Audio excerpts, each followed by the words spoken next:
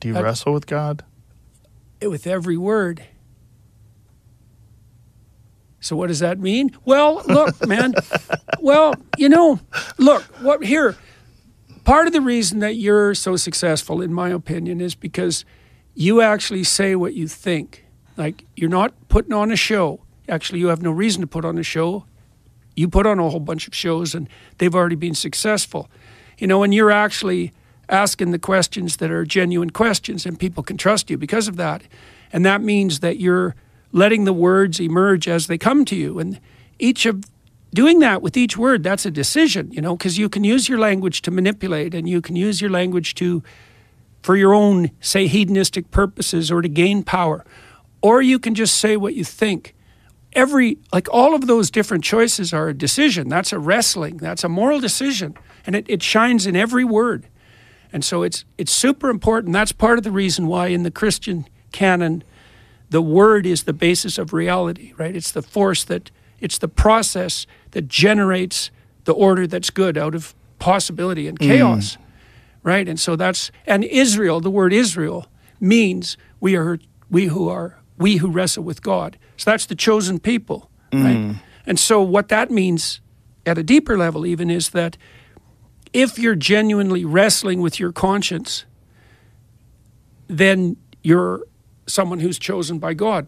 And I think that's right. That's accurate. It's interesting what you just said. One of Terence McKenna's lectures, he talked about a very profound psychedelic experience that he had where he was given this revelation that the world is made out of words. That everything is made out of words. Like he had just some sort of a profound understanding of what words really mean. Well, how much of the reality that surrounds you has been, what would you say, has emerged out of the realm of possibility because of what you've said? A lot. And you have this huge influence on the world that's all a consequence, almost all a consequence of what you've said.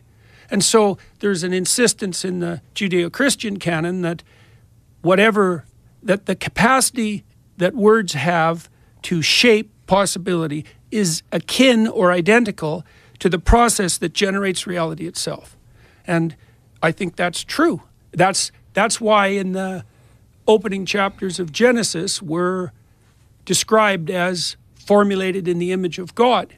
We're like a microcosm of the process that gives rise to order itself. It's a very different view than the bottom-up materialistic view, let's say, of the Enlightenment in the scientific world. It's a different way of looking at things. It's the notion that what is in front of you is a field of indeterminate possibility. It's got some implicit structure, as the scientists insist, but it's open, and you grapple with it like you grapple with your dawning consciousness in the morning. What confronts you in the morning is a field of possibility, and you approach that with a certain kind of orientation, and you use your words and your linguistic capacity to think to shape that possibility. And if you do that properly, then you make, this is the Genesis 1 insistence again, you make the order that's good or very good, and that depends on your orientation. So in the Sermon on the Mount, for example, which is an instruction manual, Christ tells his listeners how to orient themselves in the world properly. So he says, first, aim with all your heart at the highest good you can imagine. Now, you'll get better at that as your vision clears, but that's the orientation, to do what's right. Now, you might say, like Pontius Pilate said, well, what is right? What is truth? But most people know the difference between right and wrong. You know at least step by step what would move you forward and upward.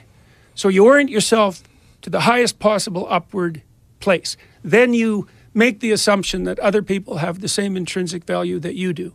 So that's your initial aim and presumption. And then you pay attention to the moment.